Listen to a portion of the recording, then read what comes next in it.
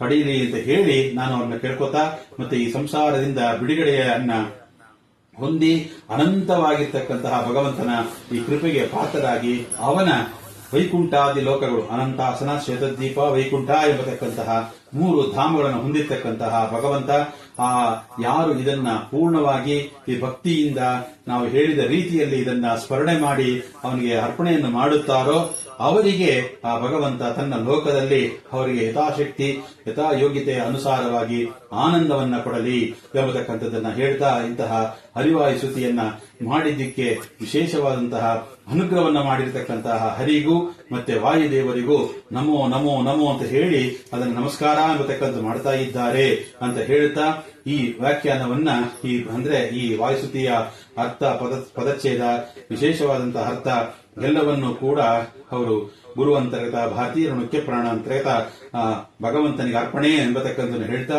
ಕೊನೆಗೆ ಒಂದು ಮಾತನ್ನ ಹೇಳಲಿಕ್ಕೆ ಇಷ್ಟಪಡ್ತೀವಿ. ಏನಪ್ಪಾ ಅಂತಂದ್ರೆ ಕೆಲವರು ಇದು ಕೇವಲ ವಾಯುಸ್ತುತಿ ಅಷ್ಟೇ, ಶ್ರೀ ಹರಿವಾಯುಸ್ತುತಿ ಇದು ಹೇಳಬಾರದು ಅಂತ ಕೆಲವರು ಹೇಳ್ತಾರೆ, ಅಭಿಪ್ರಾಯವಿದೆ.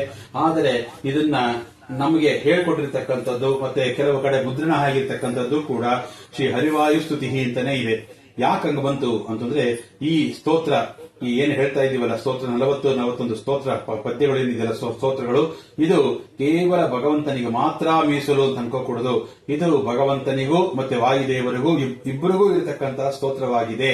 ಹಾಗಾಗಿ ಎಂಬತಕ್ಕಂಥದ್ದನ್ನ ಹೇಳ್ತಾ ಅವರ ಇಬ್ಬರ ಪ್ರಸಾದ ಎಂಬತಕ್ಕಂಥದ್ದು ನಮಗೆ ಅತ್ಯವಶ್ಯಕ. ಯಾಕೆ ಅಂತಂದ್ರೆ ಯತ್ರ ಪ್ರಾಣ ತತ್ರ ಹರಿ, ಯತ್ರ ಹರಿ ತತ್ರ ಪ್ರಾಣ ಎಂಬತಕ್ಕಂತಹ ನಿಯಮನ ಅನುಸಾರವಾಗಿ ಆ ಭಗವಂತನ ಅನುಗ್ರಹ ಎಂಬತಕ್ಕಂಥದ್ದು ನಮ್ಮೆಲ್ಲರ ಮೇಲೂ ಆಯಿತು ಅಂತಂದ್ರೆ ಆ ಭಗವಂತನ ಕೃಪೆ ಮತ್ತೆ ವಾಯುದೇವರ ಮುಖಾಂತರವೇ ಅವನ ಪ್ರಸಾದವನ್ನು ಕೊಡುವುದು. ಹಾಗಾಗಿ ಅಂತಹ ಭಗವಂತನ ಪ್ರಸಾದ ವಾಯುದೇವರ ಮುಖಾಂತರವಾಗಿ ನಮಗೆ ಸಿಗಲಿ. ಜೊತೆಗೆ ಇನ್ನೂ ಹೆಚ್ಚು ಜ್ಞಾನ ಭಕ್ತಿ ವೈರಾಗ್ಯ ಎಂಬತಕ್ಕಂಥದ್ದು ಒದಗಲಿ.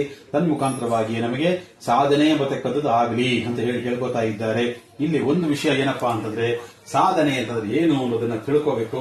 ಯಾಕೆಂತಂದ್ರೆ ಸಾಧನೆ ಅಂತಂದ್ರೆ ನಾವು ಬೆಳಗಾಗೆದ್ದು ನೀರು ಸುಲ್ಕೊಳ್ಳೋದು ಅಥವಾ ವಿಶೇಷವಾಗಿ ಏನೋ ಪೂಜೆ ಮಾಡೋದು ಅಥವಾ ಮಡಿ ಅಂತ ಹಾರಾಡೋದು, ಎಲ್ಲರೂ ಬೈಯೋದು, ಇದು ಸಾಧನೆ ಅಲ್ಲ.